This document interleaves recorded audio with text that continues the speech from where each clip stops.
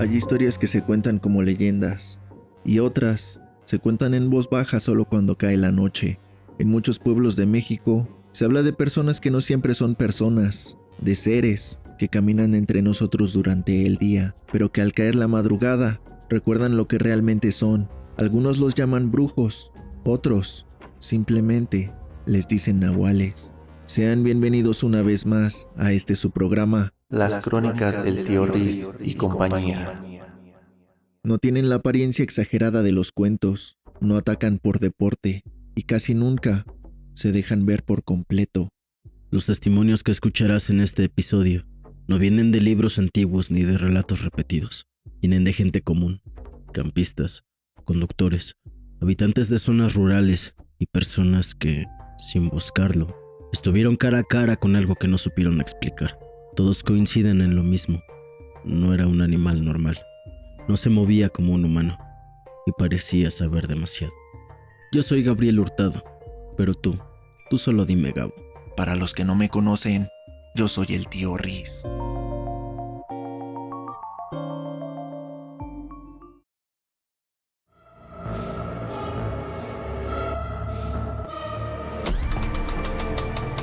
Esta noche, no venimos a convencerte de nada, solo a compartir experiencias reales, contadas tal como ocurrieron, para que seas tú quien decida si los nahuales son solo parte del folclore o siguen caminando en los mismos lugares que nosotros. Ponte cómodo y escucha con atención, porque hay encuentros que no terminan cuando acaba la historia. Sube el volumen y apaga la luz. Sin más, comenzamos.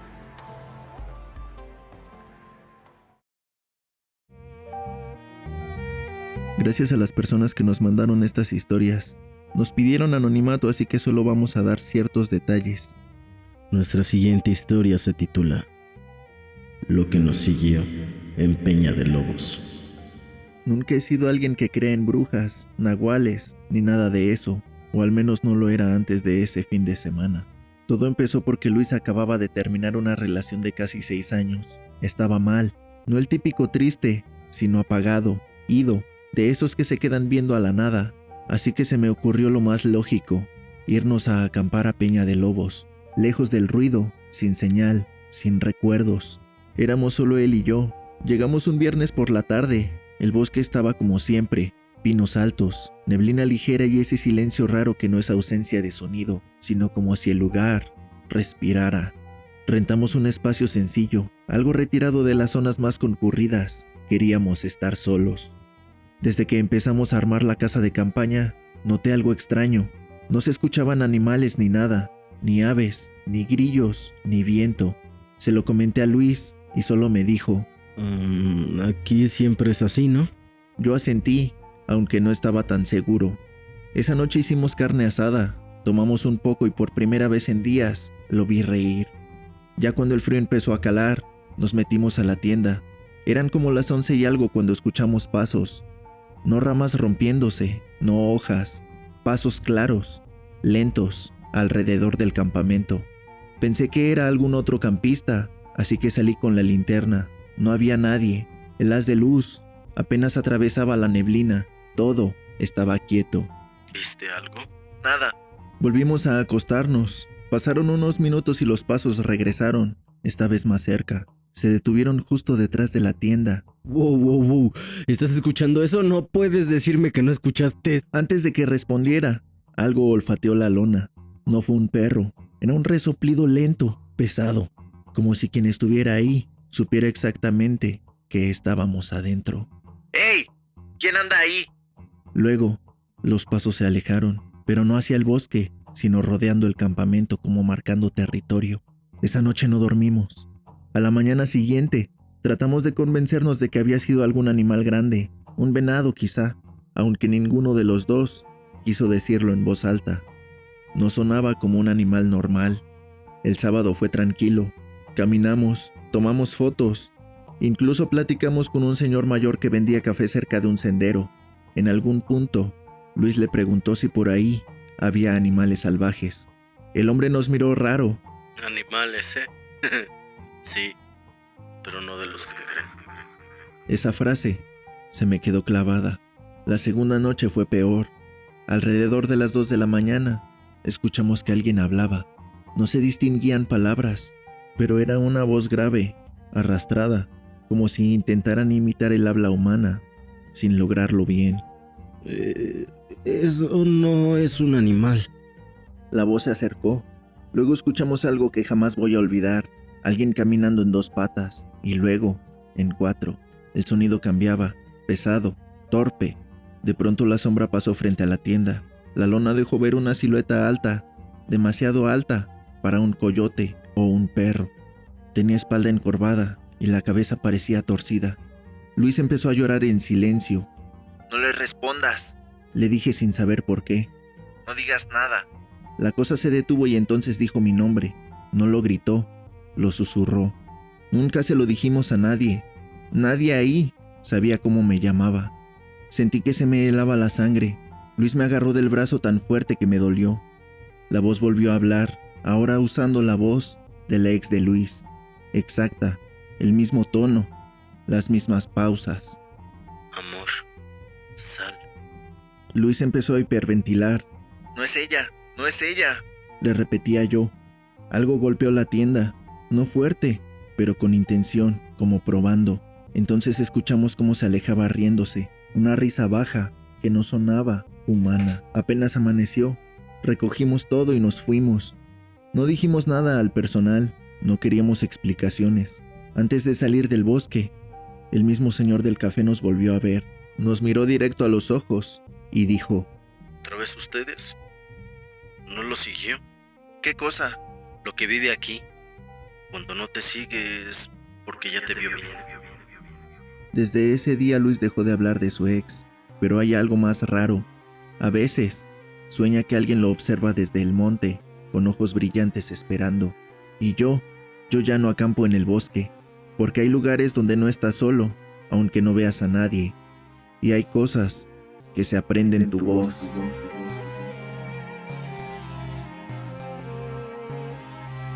La mujer que no cerró la puerta.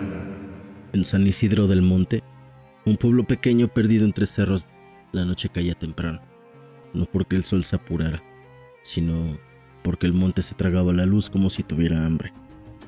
Ahí vivía Elena, una mujer de 30 y tantos, partera desde joven, conocida por no tenerle miedo a la sangre ni a los gritos, pero sí al silencio.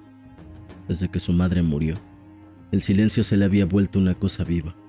Se sentaba junto a ella por las noches, respiraba a su lado, le hablaba sin palabras. El pueblo decía que Elena era fuerte. Ella sabía que solo estaba cansada. Aquella noche de luna menguante, Elena regresaba de atender un parto en el barrio de abajo.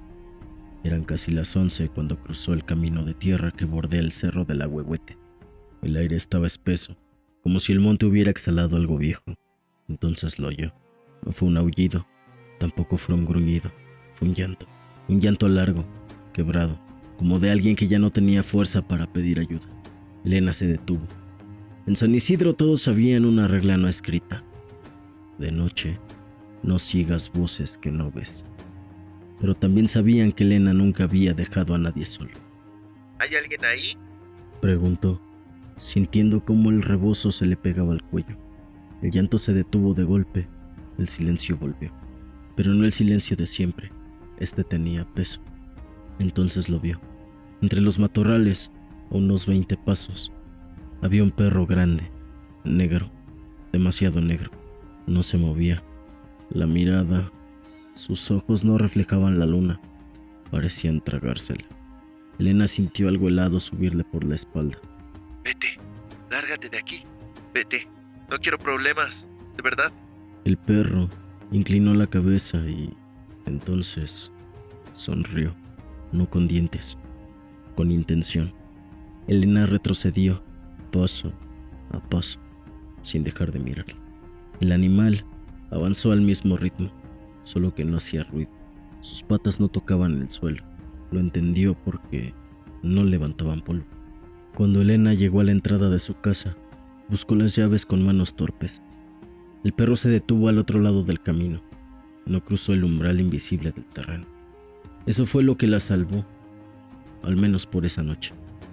Cerró de golpe Puso tranca, rezó lo que se acordaba y lo que no también. Desde adentro escuchó como algo caminaba alrededor de la casa, despacio, como midiendo. Antes de dormirse, oyó una voz, la voz de su madre. Hija, soy yo, mamá, ábreme. Hija, ábreme, soy yo, mamá. Ábreme, hija, soy mamá. Elena lloró en silencio, con los ojos abiertos hasta que amaneció. A partir de ese día, al pueblo parece que empezó a cambiarle la cara. Las gallinas aparecían sin sangre, los perros ya no ladraban de noche, solo se escondían. Y siempre, alguien decía haber visto a una mujer caminando descalza, con el cabello largo, entrando al monte antes de amanecer. Elena empezó a enfermar, no del cuerpo, del ánimo, del alma. Soñaba que corría a 4 patas, soñaba que olía su miedo, el miedo de la gente. Soñaba que su lengua sabía a tierra. Una tarde, doña Tomasa, la más vieja del pueblo, fue a buscarla. Ay, hija, ya te marcó.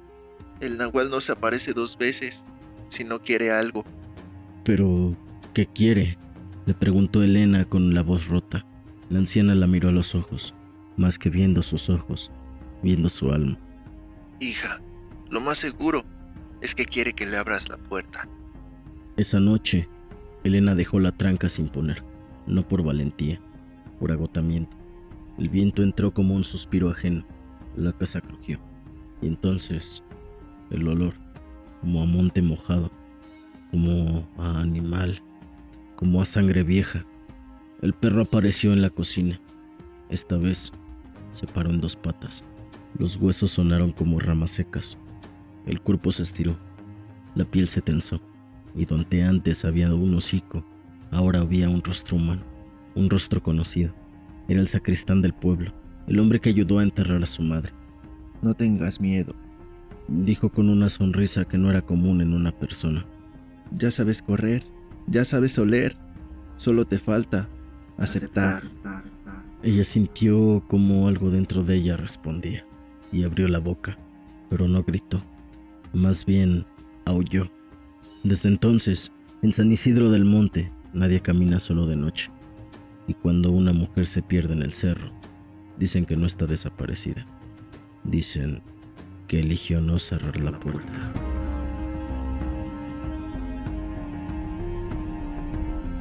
El gato que no maullaba. Nunca pensé escribir algo así, y menos enviarlo a un canal de historias. Pero después de lo que viví, siento que si no lo cuento, va a seguir pesándome. No busco que me crean, solo necesito dejar constancia de algo que me pasó cuando vivía sola y atravesaba uno de los momentos más vacíos de toda mi vida. Hace unos años me mudé a un departamento pequeño. Acababa de terminar una relación larga y aunque yo decía que estaba bien, la verdad es que el silencio me estaba consumiendo. Para no sentirme tan sola, decidí adoptar un gato. No quería un cachorro, sino uno tranquilo. Lo encontré por medio de una vecina. Dijo que casi no hacía ruido y que era muy listo. Desde el primer día me llamó la atención su comportamiento. No se escondía, no se asustaba, no exploraba como otros gatos. Simplemente se sentaba y me observaba.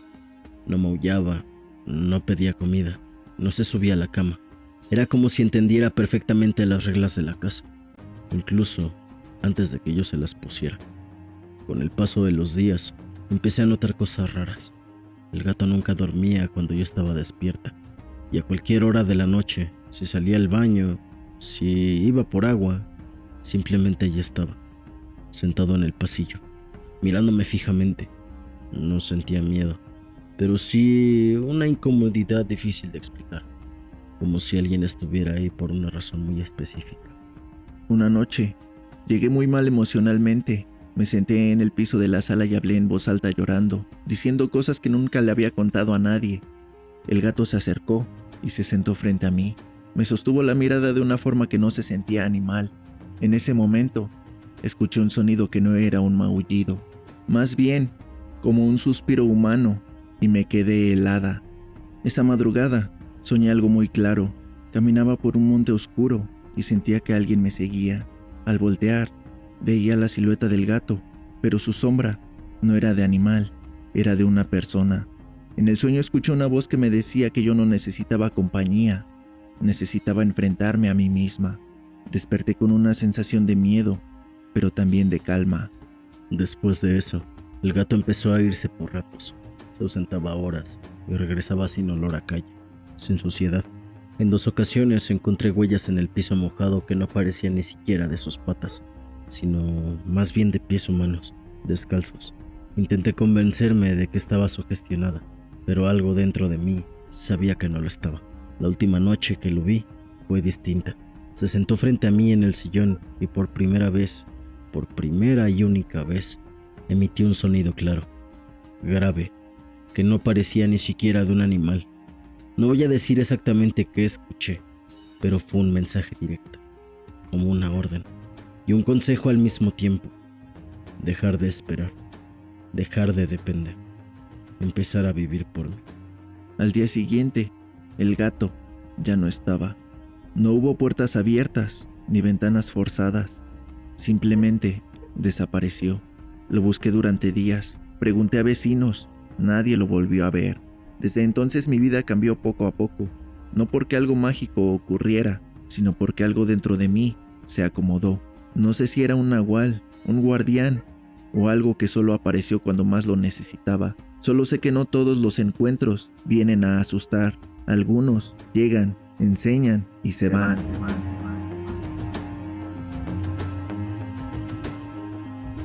Historias como la que acabas de escuchar no buscan asustar con gritos ni apariciones evidentes.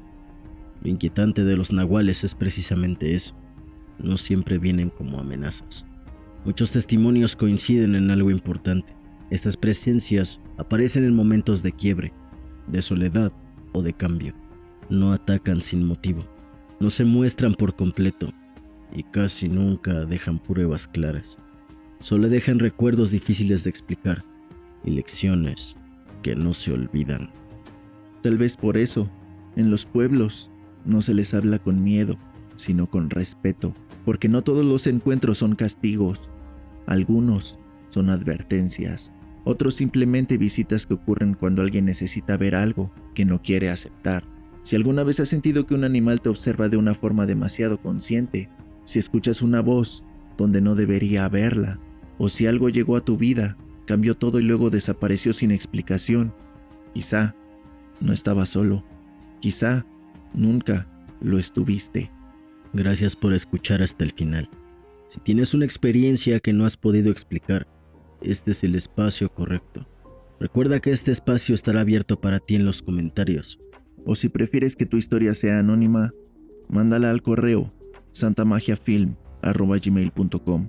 Estrenamos un episodio nuevo cada semana, martes 12 a.m. en plataformas de audio, miércoles 12 a.m. por YouTube, hora del centro de México. Ya lo sabes. Sigue buscando.